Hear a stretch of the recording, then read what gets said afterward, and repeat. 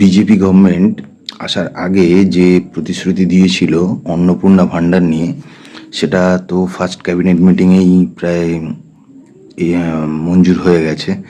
এবার সেটা নিয়ে জাস্ট কিছুক্ষণ আগেই আমাদের সিএম একটা আপডেট দিয়েছে। তো সেই আপডেটটা একটু ডিটেলসে আপনাদের বলে দিচ্ছি। সেটা হচ্ছে, ফার্স্ট, এই প্রকল্পটা যখন লক্ষ্মী ভাণ্ডার ছিল তখন এতে এনলিস্টেড ছিল প্রায় 2,20,00,000 নাম, মানে 2,20,00,000 মহিলার নাম এনলিস্টেড ছিল। কিন্তু তার মধ্যে থেকে প্রায় বাদ যাবে 30 লাখেরও বেশি। এবার এই 30 লাখেরও বেশি বাদ যাওয়ার কারণটা খুব অদ্ভুত।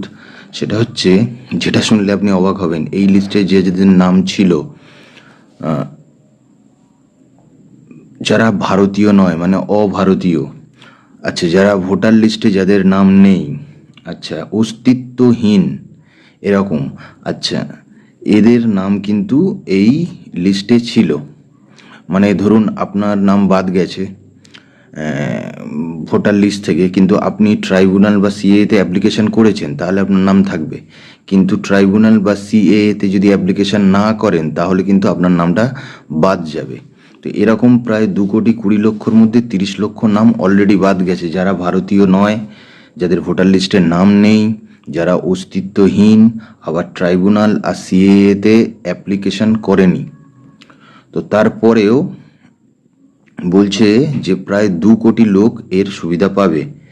এবার এই প্রোগ্রামটা পুরোটাই চলবে হচ্ছে মুখ্য সচিব, অর্থ সচিব, ডিএম, বিডিও, আর যেসব জায়গায় মিউনিসিপ্যাল আছে সেখানে হচ্ছে সিও, আর কর্পোরেশন এলাকার ক্ষেত্রে কমিশনাররাও এর মধ্যে ইনভলভ থাকবে। আর একটা ডিপার্টমেন্ট এতে ইনভলভ থাকবে, সেটা হচ্ছে হোম পার্ট ডিপার্টমেন্ট।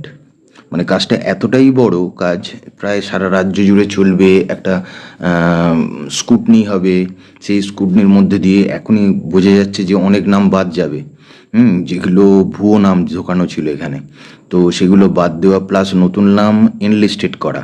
এবার এই নতুন নাম এনলিস্টেড করতে গিয়ে এই গভর্নমেন্ট একটা খুব সুন্দর কাজ করছে। সেখানে হচ্ছে ফর্মটাকে তারা বলছে যে ফর্মটা একটু ডিটেলসে ফিল আপ করতে হবে। মানে ফর্মের মধ্যে আরও অন্যান্য ডিটেলস চাইছে, যেখানে কারণটা হচ্ছে বলেই দিচ্ছে যে এই ফর্মে অনেক বেশি ডিটেলসে আমরা তথ্য নিচ্ছি, কারণ হচ্ছে পরবর্তী কর্মসূচিতে, মানে আরও যে সেন্ট্রাল গভর্নমেন্ট আর স্টেট গভর্নমেন্টের যে স্কিমগুলো আছে সেখানেও যাতে সেই সব ফ্যামিলিরা সুযোগ পায়, সেই জন্য ফর্মটা একটু ডিটেলসে ফিল আপ করাচ্ছে গভর্নমেন্ট।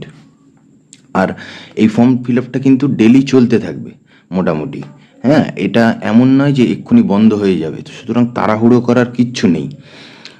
এবার নাম অ্যাড বাদ গিয়ে আবার অ্যাডও হবে অনেক, কারণ অনেকেই ধরুন এরকম সুযোগ সুবিধাগুলো পেত না। সবাই যে পেত এমনটা নয়, এমন অনেক জায়গা আছে যারা হয়তো পাওয়ার যোগ্য কিন্তু তারা পেত না, তারাও হয়তো অ্যাড হবে। তো সেটা হয়ে প্রায় গভর্নমেন্টের ধারণা প্রায় 2 কোটি নাম থাকবেই। আর আরও একটা ভালো জিনিস বলেছে, সেটা হচ্ছে যে যতক্ষণ না পর্যন্ত এই অন্নপূর্ণা ভাণ্ডারের নাম এনলিস্টেড হচ্ছে, ততক্ষণ পর্যন্ত লক্ষ্মীর ভাণ্ডার কিন্তু চলতে থাকবে। মানে যারা ধরুন লক্ষ্মীর ভাণ্ডারের টাকা পায়, তারা ততক্ষণ অন্নপূর্ণা ভাণ্ডারে নামটা তার এনলিস্টেড হয়নি, কিন্তু তারা পাবে টাকাটা।